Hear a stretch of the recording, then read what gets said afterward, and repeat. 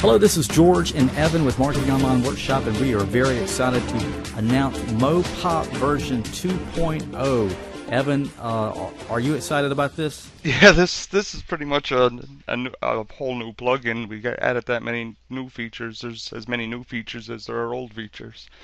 Yep, and we're gonna just demo. We're gonna shut up and demo them for you. But we want to say this: if you've got the first version, you need to go ahead and come back to the site, log back in, and download version 2.0, and you'll be really pleased. Go ahead, Evan. Okay, the first new features.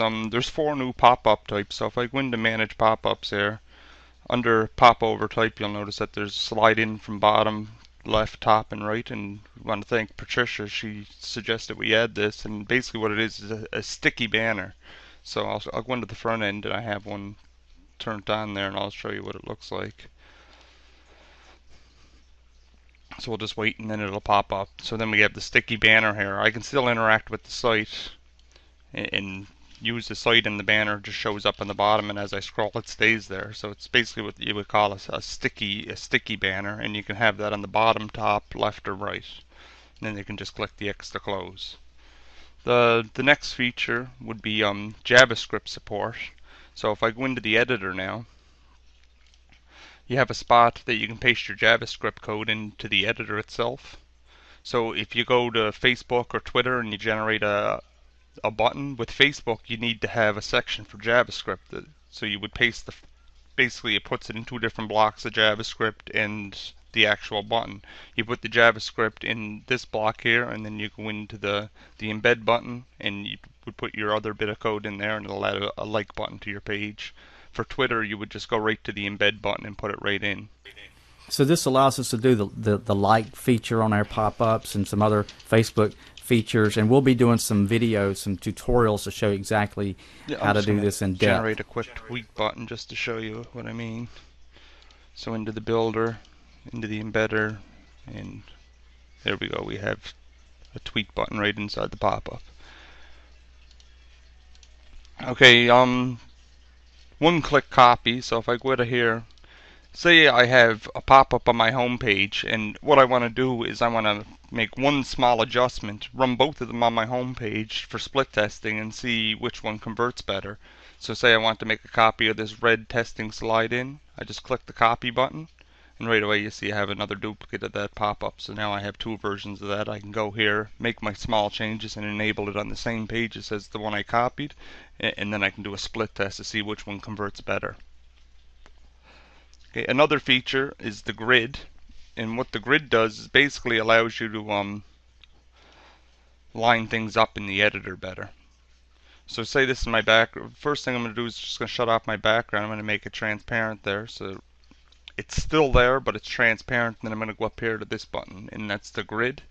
And you'll notice it adds a grid to the back, so when you're lining things up, it makes it really easy to line up. And the grid will auto-adjust to your color. So when you're using a blue background, you see how it has the small squares. Basically, we drew the grid in a way that it has multiple grids that are different colors. So as you change the background color, it'll come up with different colors in the grid to make sure that no matter what background color you're using, that the grid will always be functional. So you see there that I had the white one now, the white background, and the grid's a little bit different because the grid auto-adjusted for the background color. And the grid won't export to the front page. It'll only show up in the editor. So if you forget to shut off the grid, it's no problem. When it exports, it auto shuts it off for you. And Evan, the palette to the right, some people who had the first couple of versions don't even know about that. Oh yeah, the new layer box. And another feature that's added actually in this version is you can move this layer box around. So if you're making a really big pop-up and it's coming up underneath the layer palette, you can just move that down out of your way, and you can also move these around now too. Amazing, and let's very quickly demo why the layer is important. And this, again, thanks to your feedback. Like say I'm trying to work on this button here, and do you notice that when I hover it, all the buttons are going underneath Don't Miss This Offer. So in order to do it, I would have to move this out of the way. So what I can do is Don't Miss This Offer. I can press the eye on that. It makes it disappear. Then I can edit my button and then come back over here, and you see that the layer that is shut off has the eye closed, and just turn it back on. So now I was able to edit this without actually moving stuff out of the way. And you might want to go in and now label all the different elements of your pop-up so you can easily see what they are. Like you see some things that say image Yeah, like 8644. say join now here. I can in here the name of it right now it's label 1318, so I could change that to join now. Don't use spaces. And you'll see over here now it says join now in the layer palette, so I can quickly go over here and find join now. I can fade it, which makes it transparent, or I can shut it off altogether. And then click again to turn it on. You can also fade everything if you want it, or shut everything off and then just turn on one field that you want to work on and then come back and turn everything back on.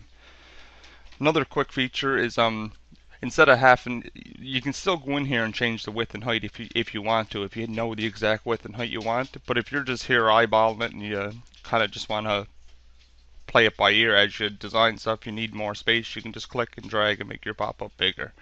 So you don't actually have to go in and change it in there. You can just sit here and drag things around rather than having to basically go into the settings every time and keep guessing numbers.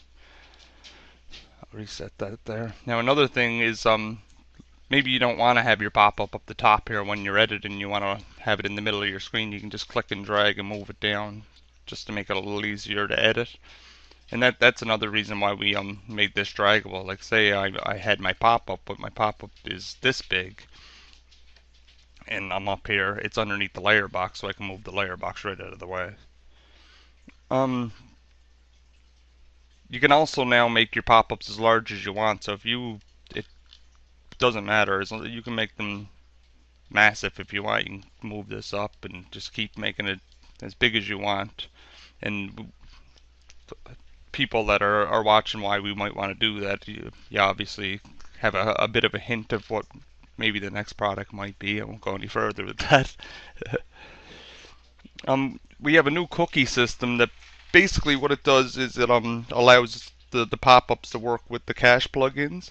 Now the only limitation in that is if with the actual MOP without a cache plugin, you can have multiple banners per page and it'll rotate through them. Basically just select a random one. So if you had 8 pop-ups selected for your home page, it'll randomly select one in each time. When you run the cache, it's going to cache whatever banner it picks the first time on that page, but you can have as many pop-ups as you want and have them all on different pages. If you're running a cache plugin, you can only have one per page. You can now enable a pop-up by a category.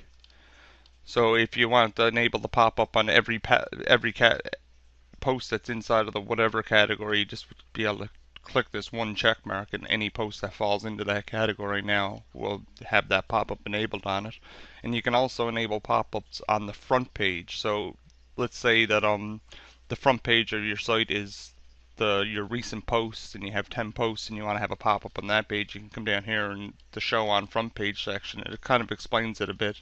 You would just set that to yes, and that'll put your pop-up on the front page, whether it be a page or a post. If a post, or if it's like your recent posts or last 10 posts or sticky posts, if it's set to the home page, it'll display there.